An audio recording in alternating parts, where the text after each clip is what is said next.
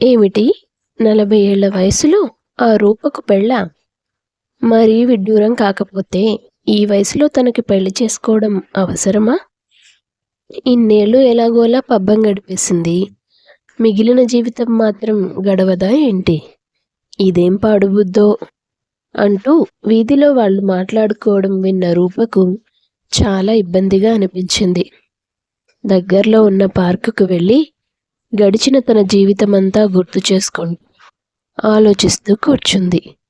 మరో పక్క రూప తల్లి పార్వతమ్మ దగ్గరికి పక్కింటి శ్రీలక్ష్మి వచ్చి, ఏమిటి వదినా, నేను విన్నది నిజమే, రూపకి పెళ్లి చేయాలనుకుంటున్నావా అంది. అవును అనుకుంటున్నాను, అందులో తప్పేముంది అని బదులిచ్చింది పార్వతమ్మ. ఊరుకో వదినా, నీకు తెలియనిది కాదు, ఈ వయసులో పెళ్ళేంటని వీధిలో అంతా నవ్వుకుంటున్నారు. ఇందులో అంత నవ్వుకునే విషయం ఏముంది శ్రీలక్ష్మి? లోకంలో ఎంతమంది 40 ఏళ్లు దాటాక పెళ్లి చేసుకోవడం లేదు? నా కూతురే మొదటి వ్యక్తి అన్నట్టు మాట్లాడతావేంటి? నువ్వు చెప్పింది నిజమే వదినా, లోకంలో చాలామంది చేసుకుంటున్నారు. కానీ అవన్నీ బాగా కలిగిన కుటుంబాలలో జరుగుతాయి. మనలాంటి మధ్యతరగతి కుటుంబాల్లో ఇలాంటిది ఎప్పుడైనా జరగడం మనం విన్నామా కన్నామా? ఎందుకు నలుగురిలో నవ్వుల పాలవుతారు? నా మాట విని ఈ పెళ్లి ప్రయత్నాలు ఇక్కడితో ఆపేయండి. అప్పుడే చేతిలో సూట్ కేసుతో పార్వతమ్మ చిన్న కూతురు సుష్మ ఇంట్లోకి వస్తుంది. పార్వతమ్మ సుష్మను చూసి, ఏమ్మా ఇదేనా రావడం? పిల్లల్ని కూడా తీసుకురాలేకపోయావా అంటూ కుశల ప్రశ్నలు అడుగుతుంది. పిల్లలు స్కూల్కి వెళ్ళారమ్మా, అందుకే నేను ఒక్కదాన్నే వచ్చాను. అలా తల్లి కూతుర్లు మాట్లాడుకుంటూ ఉండగా, సరే వదినా, ఇక నేను బయలుదేరుతాను, వస్తానమ్మా సుష్మ అని చెప్పేసి అక్కడి నుంచి వెళ్ళిపోతుంది శ్రీలక్ష్మి. కాసేపటికి పార్వతమ్మ సుష్మకు కాఫీ చేసి తీసుకొచ్చి చేతికి అందిస్తుంది. సుష్మ కాఫీ తాగుతూ, ఏంటమ్మా ఆ శ్రీలక్ష్మికి నీకు మధ్య అక్క పెళ్లి గురించే వాదన జరుగుతున్నట్టుంది? అవునమ్మా, ఇరుగు పొరుగు వాళ్ళంటే ఇలాగే ఉంటారు, ఎవ్వరినీ సుఖంగా ఉండనివ్వరు కదా అంది పార్వతమ్మ. ఆవిడ చెప్పిన దాంట్లో తప్పేముందమ్మా? ఈ వయసులో అక్క పెళ్లి చేసుకుంటే ఎవరైనా అలాగే మాట్లాడతారు. అయినా నేను వచ్చిందే ఆ విషయం గురించి మాట్లాడడానికి అంటూ తల్లితో వాదించడం మొదలుపెట్టింది సుష్మ. అమ్మా సుష్మ, నువ్వు కూడా ఊర్లో జనాల్లాగా మాట్లాడితే ఎలాగా? మీ నాన్నగారు చనిపోయాక మీ అక్క ఎన్ని కష్టాలు పడి మనల్ని ఈ స్థాయిలో ఉంచిందో మర్చిపోయావా? నేను చదివించడానికి, నీకు పెళ్లి చేసి ఒక మంచి ఇంటికి పంపించడానికి రూప్ తన వ్యక్తిగత జీవితాన్ని త్యాగం చేసి రేయింబవళ్ళు కష్టపడి సంపాదించింది. ఇప్పుడు ఇక నువ్వు జీవితంలో స్థిరపడిపోయావు. నీకంటూ ఒక కుటుంబం ఉంది. నీ గురించి బాధ్యత తీసుకోవడానికి నీ భర్త ఉన్నాడు. అత్తగారి కుటుంబం ఉంది. కనీసం ఇప్పుడైనా అక్కకి తనకంటూ ఒక జీవితం మొదలైతే మంచిదే కదమ్మా అంటూ కూతురికి నచ్చజెప్పే ప్రయత్నం చేస్తుంది పార్వతమ్మ. నువ్వు చెప్పిందంతా నిజమే కావచ్చమ్మా, కానీ ఇన్నాళ్ళు అవసరం లేని పెళ్ళి ఇప్పుడు మాత్రం ఎందుకు అవసరమైంది అక్కకి? ఈ వయసులో మీ అక్కకి పెళ్ళేంటి అని మా అత్తింట్లో వాళ్ళు, మా ఆయన ఎంత హేళనగా మాట్లాడుతున్నారో తెలుసా? వాళ్ల ముందు తలెత్తుకోలేకపోతున్నాను నేను.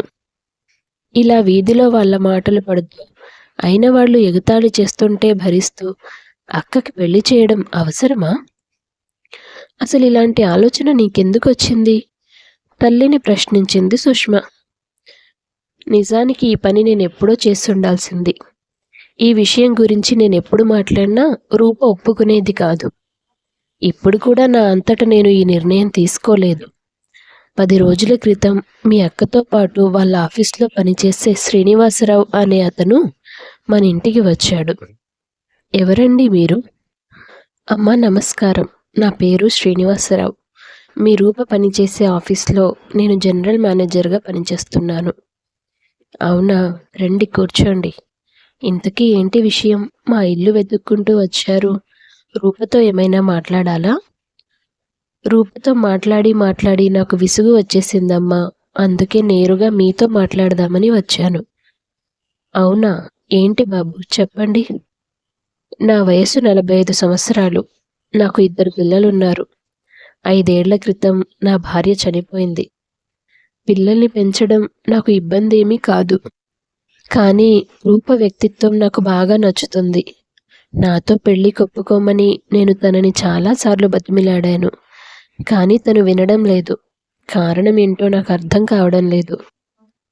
అంటే మీరు మా రూపని పెళ్లి చేసుకోవాలనుకుంటున్నారా? అవునండి. మీరు తప్పుగా అనుకోవద్దు.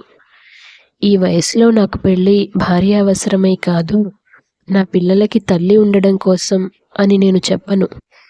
ఇంకో 10 ఏళ్లయితే నా పిల్లలు వాళ్ళ భవిష్యత్తు గురించి చూసుకోగలిగే స్థాయికి వచ్చేస్తారు. వారి గురించి నాకు ఏ బెంగా లేదు.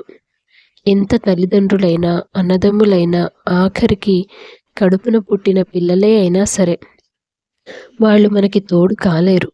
వయసు మీద పడిన తరువాత నాకంటూ ఒక తోడు లేదే అన్న భావన బాగా కలుగుతుంది. పిల్లలు వాళ్ళ జీవితంలో బిజీగా ఉంటారు. మన కోసం వాళ్ళ దగ్గర సమయం ఉండదు. మిగిలిన జీవితాన్ని ఒంటరిగా దీనస్థితిలో గడపాలని నేను అనుకోవడం లేదు. మంచి చెడు మాట్లాడడానికి, ఒకరికొకరు ఆసరాగా ఉండడానికి ఒక తోడు కావాలని నేను కోరుకుంటున్నాను. ఈ విషయం గురించి రూపుతో ఎన్నోసార్లు మాట్లాడాను. కానీ ఈ వయసులో పెళ్ళి నాకసలు ఇష్టం లేదంటూ మొండికేస్తోంది. మీరే ఎలాగోలా తనతో మాట్లాడి ఒప్పించాలమ్మా. నా గురించి మీకు ఎలాంటి అనుమానాలు అవసరం లేదు. నేనేంటో, నా వ్యక్తిత్వం ఏంటో పూర్తిగా వాకబు చేసిన తర్వాతే పెళ్లికి ఒప్పుకోండి. శ్రీనివాసరావు గారు, మీ మాటల్లో నాకు నిజాయితీ కనిపిస్తోంది. నా పెద్ద కూతురు, చిన్న కూతురు భవిష్యత్తు కోసం తనకంటూ ఒక జీవితం లేకుండా చేసుకుంది. మీ రూపంలో తనకు భవిష్యత్తు దొరుకుతుందంటే నేను చాలా సంతోషిస్తాను. నాకు కొంత సమయం ఇవ్వండి. రూపతో మాట్లాడి ఒప్పిస్తాను. అలా నేను శ్రీనివాసరావు గారితో మాట్లాడిన తర్వాత మనకి తెలిసిన వాళ్ళ ద్వారా అతని గురించి వాకబు చేయించాను. చాలా మంచి వ్యక్తిని తెలిసింది. ఇకనైనా మీ అక్కకు ఒక జీవితం దొరుకుతుంది కదా అని నేనే బలవంతం చేసి రూపను ఒప్పించాను అని సుష్మతో జరిగిందంతా చెప్తుంది పార్వతమ్మ. ఏమోనమ్మా, నువ్వు చేసిన పని నాకు నచ్చలేదు. అక్కకు పెళ్లి చేయడం అంతకన్నా నచ్చలేదు అని సుష్మ అనడంతో పార్వతమ్మకు బాగా కోపం వచ్చేసింది. ఎందుకు నచ్చలేదే?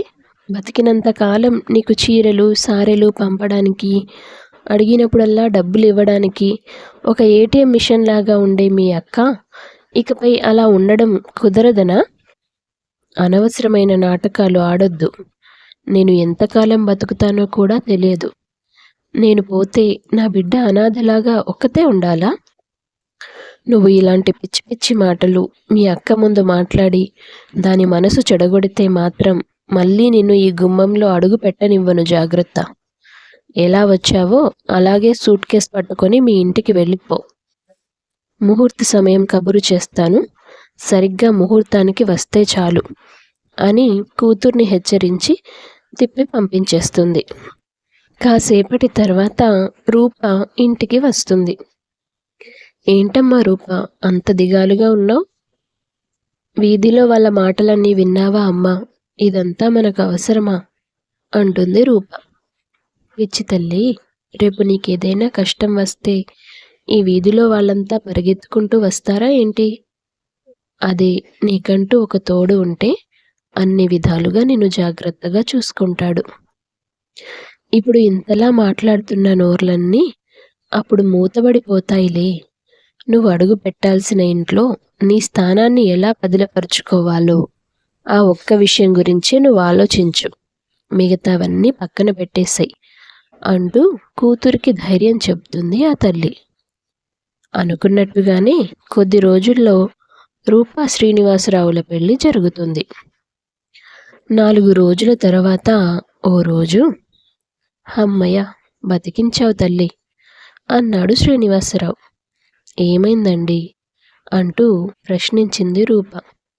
పెళ్లి జరిగే వరకు నువ్వు ఎక్కడ ఆపేస్తావో అనే భయమే ఉండేది నాకు. మొత్తానికి గండం గట్టెక్కింది. అసలు పెళ్లికి ఒప్పుకోవడానికి ఎందుకు అంతలా సతాయించావు? మీరనుకుంటున్నట్టుగా ఊర్లో వాళ్ళ మాటలకి భయపడైతే కాదండి. మీ పిల్లలు మన పెళ్ళిని ఎలా తీసుకుంటారో అనే భయంతో. పిచ్చిదానా, నువ్వు ఇంట్లో అడుగు పెడితే వాళ్ళకి అమ్మలేని లోటు కనబడకుండా పోతుందని నాకు తెలుసు. కొంతకాలానికి వాళ్ళు తెలుసుకుంటారు. నీ మనసు అంత మంచిది మరి. నా మీద ఇంత నమ్మకం ఉంచినందుకు చాలా థ్యాంక్స్ అండి అంటూ భర్తకు కృతజ్ఞతలు చెప్తుంది రూప. కానీ నాకు ఒకటే బాధండి. సుష్మని నేను నా చెల్లెలిలా కాదు, నా కూతురిలా పెంచాను.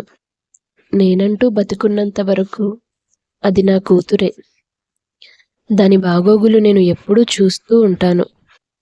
కానీ తనే మన పెళ్లిని వ్యతిరేకించడం నా మనసుకు చాలా బాధగా అనిపించింది. అది నాకు మొహం మీద చెప్పలేదు, కానీ తన ప్రవర్తనలో నాకు అర్థమైంది. జీవితం అంటే అంతే రూప. మనం సర్వస్వం అనుకున్న వాళ్ళే కొన్నిసార్లు మనకి ప్రత్యర్థులుగా మారిపోతారు. నీకు మీ చెల్లెలికి మధ్య ఉన్న అనుబంధం తన ఆలోచన తీరును మారుస్తుందిలే అని భార్యకు సర్ది చెప్తాడు శ్రీనివాసరావు. కాలం గడుస్తున్న కొద్దీ శ్రీనివాసరావు పిల్లలు కూడా వారి బంధాన్ని గౌరవించడం మొదలు పెడతారు. తమ బంధం కారణంగా పిల్లల మనసులు చెదిరిపోయే అవకాశాన్ని ఇవ్వకుండా వాళ్ళు సంతోషంగా ఉంటూ పిల్లల్ని సంతోషంగా ఉంచుతారు ఆ జంట. కథ నచ్చితే వీడియో లైక్ చేయండి. తప్పకుండా ఛానల్ను సబ్స్క్రైబ్ చేసుకోండి. అందరికీ ధన్యవాదాలు.